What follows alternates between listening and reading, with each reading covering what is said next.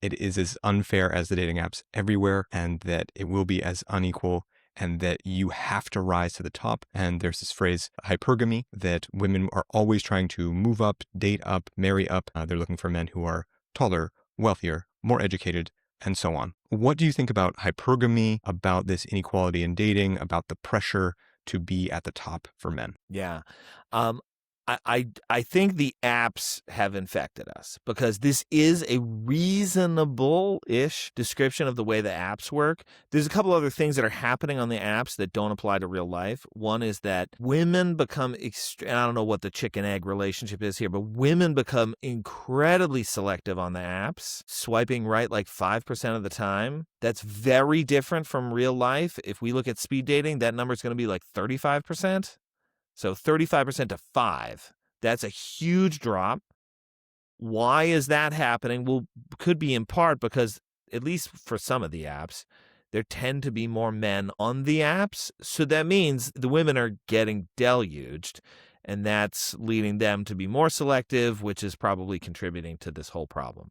So the inequality in the apps is dramatic. When you move to real life, it's not that it completely goes away, but it is far, far, far less unequal. Women, there's a modest gender difference in real life when people are meeting face to face, like at speed dating, but it's pretty small. Men swipe, on, sorry. In speed dating, men say yes about 50% of the time and women say yes about 35% of the time. It's a difference that's not huge. You don't actually see dramatic differences in like women like only going for like the hottest, most desirable people as opposed to the men. All of those qualities, they're modest predictors of desirability, but they're dwarfed by those idiosyncratic differences. Even at a first impression, like I maybe have undersold how important idiosyncrasy is even in a first impression. It grows over time, but at first you see a ton of like, oh, you didn't like that guy? Like, oh, I thought he was pretty great. I would be totally into, hanging out with him again and seeing where things go. This happens all the time when you meet people face to face. So I think we have been sold a misleading message, a misleading message. We've been asked to extrapolate from the online dating experience to real life. All the data suggests real life is not nearly as unequal.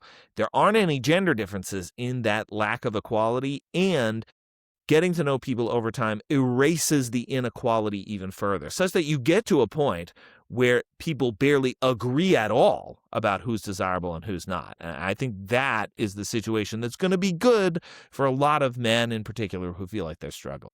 To go even deeper on these ideas, you can watch my full episode using the link in the description or the box on the screen.